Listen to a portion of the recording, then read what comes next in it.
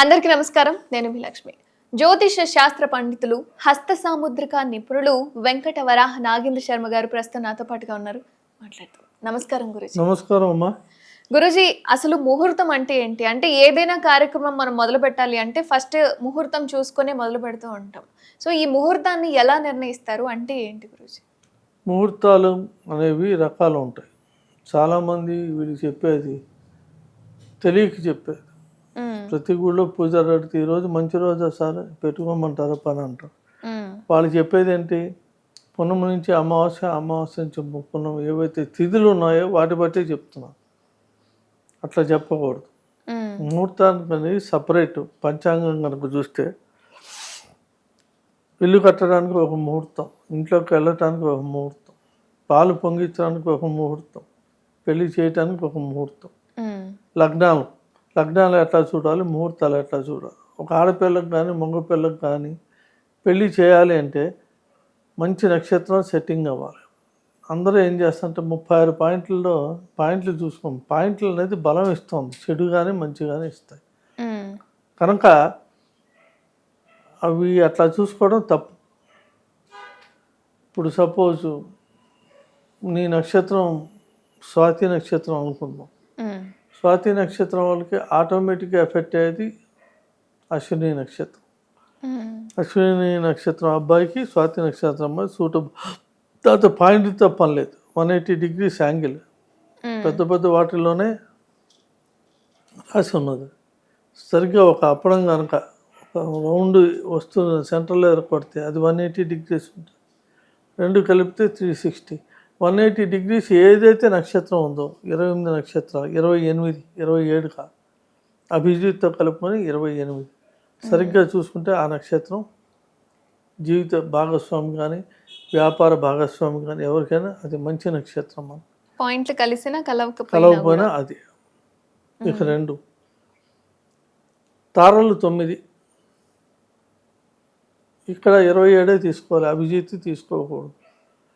27 కనుకంటే first జన్మతార, సంపత్తార, విపత్తార, క్షేమతార, ప్రత్యక్తార, సాధన తార, నైధన తార, మిత్రతార, పరమిత్రతార, ఇట్లా 9 రకాలుగా తీసుకోవాలి.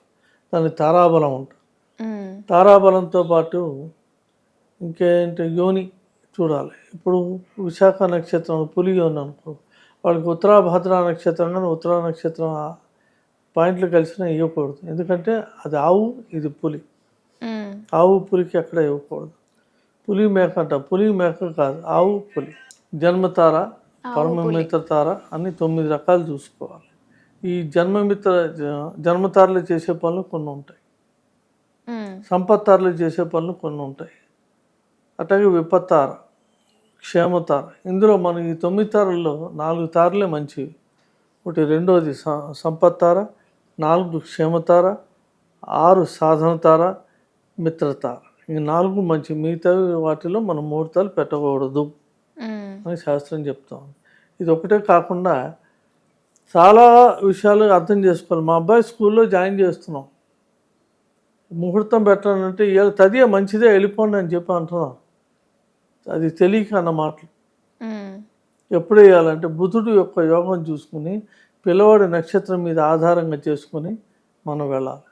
ఒకవేళ మరి జాతకాలే లేదంటే ఈ రోజుల్లో అందరికీ ఉంటున్నాయి. ఈ విషయంలో మాత్రం అసలు రూల్డ్ ఆఫ్. హాస్పిటల్లో పుడితే హాస్పిటల్లో నోట్ చేయాలి, ఇంట్లో పుడితే ఇంట్లో కూడా నోట్ చేయాలి. కాబట్టి బుధుడున్న పరిస్థితి బట్టి చూసి విద్య మొదలు పెట్టాలి. కనుక అందరికీ నేనేం చెప్తున్నా అంటే ఇవి కూడా చూసి మనం మాట్లాడాలి, లేకపోతే మనం మాట్లాడకూడదు. అర్థమవుతుందా? రెండు, ఈ ధనం వచ్చేటప్పటికి ఒక చోట ఇన్వెస్ట్మెంట్ చేస్తున్నాం, చిట్టీలు వేస్తున్నాం, లేకపోతే ఏదో ఒక ఇన్వెస్ట్మెంట్ ఏదైనా చేస్తాం, అది ఇది చెప్పి అనుకున్నాం. దీనికి గురుబలం ఉండాలి. గురువు ఒక గ్రహం చూసుకొని పెట్టాలి. గురువు ఆ సంవత్సరం మీకు ఏ రాశిలో ఉన్నాడో చూసుకోవాలి. చూసుకొని ముహూర్తం పెట్టాలి, ధనానికి సంబంధించినది. తర్వాత రాజకీయాల్లో చూడవలసింది సూర్యుడు అంటే చేతుల్లో మనం ఈ స్థానం చూస్తాం, ఇది సూర్యుడిది. ఎవరికైతే ఈ లైన్ కనుక గట్టిగా ఉందనుకో వాడు ఆటోమేటిక్గా వాడికి మంచి ముహూర్తం పెడితే ఒక ఎమ్మెల్యేను ఒక ఎంపీను కనీసం ఒక సర్పంచ్ జడ్పీటీసీను ఎంపీటీసీను అయ్యే అవకాశాలు పుష్కలంగా ఉన్నాయి. ఉంగరపు వేలు కింద, ఉంగరపు వేలు కింద ఇదంతా సూర్యస్థానం ఉండాలి. మ్మ్. ఇక్కడి నుంచి చూసి ఇక్కడి నుంచి ఎంతవరకు ఏది బలంగా ఉందో ఏమైనా అడ్డాలు గిడ్డాలు ఉన్నా లేకుండా చూసి మేము లెక్కలేస్తాం. ఈ టైంలో మీరు ముహూర్తం పట్టండి, ఈ సంవత్సరం కానీ మీరు పాలిటిక్స్లో దిగండి, సక్సెస్ అంటే ఏ సంవత్సరంలో చేరాలి అనేది కూడా అనేది కూడా తెలుస్తుంది. దాన్ని బట్టి అంచనా వేసి చెప్పచ్చు. మ్మ్. తర్వాత ఎడ్యుకేషన్ అయిపోయింది, రాజకీయాలు అయిపోయినాయి, ధనం అయిపోయింది, ఇక వ్యాపారం. మ్మ్. వ్యాపారాన్ని చూస్తే అభివృద్ధి. ఇవాళ వ్యాపారం పెట్టాలంటే ఈగలు దోమలు ఇసుకుంటూ కూర్చోలేం కదా. మ్మ్. వేరే వాడి సంగతి నీ వరకు నీకు సంతృప్తికరంగా ఉండాలంటే ఈ గ్రహానికి అధిపతి రాహు. రాహు కనుక మంచి దీనిలో ఉంటే దిన ప్రవర్ధమానం అవుతుంది. ముఖేష్ అంబానీకి మొత్తం అంతా ఉన్నదంతా రాహువే. మ్మ్. రాహు మంచి బలంగా ఉన్నాడు. ఆ రాహు బలంలో ఆయన ఇన్ని రకాలుగా చూసినప్పుడు 24 రకాలు వేస్తే రాహు ఫెచ్చింగ్గా ఉన్నాం. మళ్ళీ వాళ్ళ తమ్ముడు అనిల్ అంబానీకి అంత లేదు. డబ్బు వేరు, వ్యాపారం వేరు. మ్మ్. నేను చెప్పేది వ్యాపారం గురించి. వ్యాపారం కనుక చూసుకుని గురుబలం కనుక మంచి ఇక్కడ కనుక ఇట్లా ఈ రేఖ కానీ లేకపోతే ఇక్కడ ఒక ట్రయాంగిల్ కానీ ఇక్కడ ఒక స్క్వేర్ కానీ పడింది అనుకో. మ్మ్. జూమ్ చేసావా బాబు? చూపుడు వేలికి కింద. ఇది ఉంది కదా చూపుడు వేలకి కింద ఉంటే వాడిని కొట్టినవాడు లేడు. ఈ రాహువు సంబంధించిన స్థానం ఇది. ఇక్కడ ఏ ఇంటూ లేకుండా ఉబ్బు లేకుండా లోతు లేకుండా చక్కగా ఉండే అన్ని గ్రహాలకి ఇట్లా చూసుకుని దానికి లెక్క ఉంటుంది. మ్మ్. చూసుకుంటే వాడి నెంబర్ 1 వ్యాపారం. వాడు ఏది పెట్టుకునే హిట్టే. ఈ వ్యాపారం కదా, ఒక స్టూడియో పెట్టుకుంటావా, స్టూడియో సంబంధించిన అధిపతి ఛాయే కదా. శనీశ్వరుడు రాహు కనుక మంచి అనుకూలంగా ఉంటే ఒక కెమెరా దీనిలో ఒక ఆర్గనైజేషన్కి వాడు టాప్ లెవెల్కి వెళ్తాడు. మ్మ్. అట్లాగే విద్యకి బుద్ధి అని చెప్పుకున్నాం మనం. వైద్యానికి ఒక రోగిష్టుడు ఉన్నాడు, వైద్యం చేయించాలంటే దానికి కూడా ఒక ముహూర్తం ఉంది. ఎప్పుడు పడితే అప్పుడు డాక్టర్ దగ్గరికి వెళ్తాం కదా. అయ్యో, అర్జెంట్ అయితే ఎలాగే వెళ్ళాలి. దాని గురించి నేనేం అంటలేదు. అదే కదా. వైద్యానికి సంబంధించిన వరకు బుధుడిని చూడాలి. వాళ్ళ ట్రీట్మెంట్కి ఇస్తే నీకు ఇది అందుబాటులో ట్రీట్మెంట్ చేస్తే రోగం తగ్గిపోతుంది. మ్మ్. లేకపోతే రోగం అనేది లాంగ్ తీసుకుంటుంది. అందులో 6 రకాలు ఉన్నాయి. ఈ 6 రకాలు ఒకటే మంచిది, మ్మ్. మిగతా అన్నీ చెడ్డవే. దీర్ఘరోగం రావచ్చు, మరణం కూడా రావచ్చు, అన్నీ రావచ్చు. ఇట్లా ఒక్కొక్క గ్రహానికి అధిపతి ఒక్కొక్క. సినిమా ఫీల్డ్లోకి రావాలంటే జనరల్గా చూసుకోవాలి, శుక్రుడిని కూడా చూసుకోవాలి. శుక్రుడు అంటే అట్రాక్షన్. ఒక మనిషి టాప్ లెవెల్ కంటే శుక్రుడు బుధుడు ఇద్దరు కూడా అనుకూలంగా, ఇద్దరు ఒక దిక్కున ఉన్నా మంచిదే, కానీ ఇద్దరు విడివిడిగా మంచి స్థానాల్లో కూడా సూపర్ స్టార్లు అవుతారు. మ్మ్. కనుక ఇన్ని రకాలుగా మన ముహూర్తాలు ఉంటాయి. శుక్రుడికి సంబంధించింది ఇది. ఇక్కడ కనుక ఏదైనా మంచి మత్స్యరేఖ ఉందనుకో, వాడు మంచి మత్స్యరేఖతో పాటు ఈ రేఖ కూడా ఇట్లా పైకి ఉండాలి. ఇక్కడ దాకా కనుక్కుంటే వాడు ఆ రంగంలో నీకు ఎదురే లేదు. మ్మ్.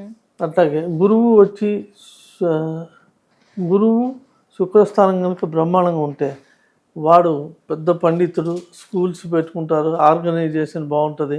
వాడు ఎన్ని బ్రాంచ్లు ఓపెన్ చేస్తాడో వాడికే తెలియదు. అంటే బ్రహ్మాండంగా ఉండడు అంటే పైనుంచి కింది వరకు లైన్ ఉంటుందా? లైన్ ఉంటుంది. దీని యొక్క బలం ఇప్పుడు ఏదైతే చెప్పానో శుక్రుడు కూడా ఇక్కడ కొన్ని గుర్తులు ఉంటాయి. మత్స్యరేఖ ఉంటుంది. మత్స్యము అంటే చేప.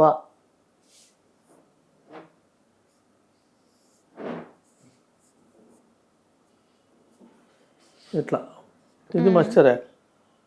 మ్మ్. తర్వాత త్రిశూల రేఖ, మ్మ్. తర్వాత గరుడ రేఖ,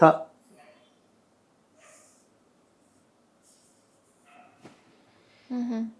ఇవి ప్రధానమైన రేఖలు. ఇవన్నీ కాకుండా పద్మరేఖలోనే ఉంటాయి. ఇట్లా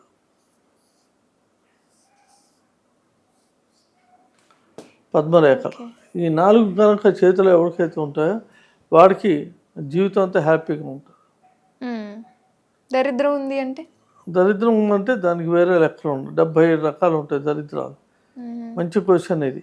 ఎందుకంటే జాతకంలో అందరూ నా దగ్గరికి వచ్చేవాళ్ళు అందరూ నాది బాగుందా లేదా, దరిద్ర రేఖలు ఉంటాయి. దరిద్ర రేఖలు ఎట్లా ఉంటాయంటే స్టార్ గుర్తు. మ్మ్. తర్వాత చంద్రవంక, మ్మ్. తర్వాత సున్నా, డార్క్ సున్నా ఉంటుంది. ఓకే. తర్వాత ట్రయాంగిల్, తర్వాత చతురం ఉండి ఇట్లా ఉంటుంది గీత, చతురం పక్కన ఇట్లా ఉంటుంది. మీద. ఆ. దీని పక్కన కూడా ఈ ఇట్లా గీతలు ఉండి చతురం పక్కన ఇట్లా కనుక ఇంటూ గుర్తులు కానీ వీటిలో ఏదైనా కూడా వాడు పరమ దరిద్రుడు దరిద్రుడు దరిద్రుడు. అటువంటి వాడికి మన షేకైనా కూడా ఇవ్వకూడదు. మనకి ఏ దరిద్రం లేదు, వాడి దగ్గర నుంచి మనకు అంటుకుంటుంది. మ్మ్. అట్లా ఇంకా అది కాకుండా పుట్టుమచ్చలు వేరేవి కూడా ఉంటాయి. కాలు కింద కూడా చూడాలి. కాలు కింద కూడా అర్ధచక్రం ఉందనుకో పాదం మీద, వాడు దరిద్రుడు. మ్మ్. అంటే జాతకం చూడాలి అన్నప్పుడు చెయ్యి ఒకటి చూసేసి. చెయ్యి ఒకటే కాదు, ఫేస్ రీడింగ్ చూడాలి. మ్మ్. చేతుల్లోనే మ్యాక్సిమం వచ్చేస్తా అనుకుంటే తప్పే. మ్మ్. నేను చెప్తున్నా, చేతులు సరిగ్గా చూసుకుంటే నీకు 5 ఎకరాలు ఉంది కదా అన్నానంటే ఎవరు, మ్మ్. ఈ 5 ఎకరాలు 10 ఎకరాల చేతులు ఎక్కడ ఉండవు, ఆడెక్కడో వినొచ్చి ఆడు చెప్పుకుంటాడు. మ్మ్. ఇవన్నీ కూడా కొన్ని అసందర్భమైనటువంటివి వీళ్ళు చెప్పిస్తున్నాం.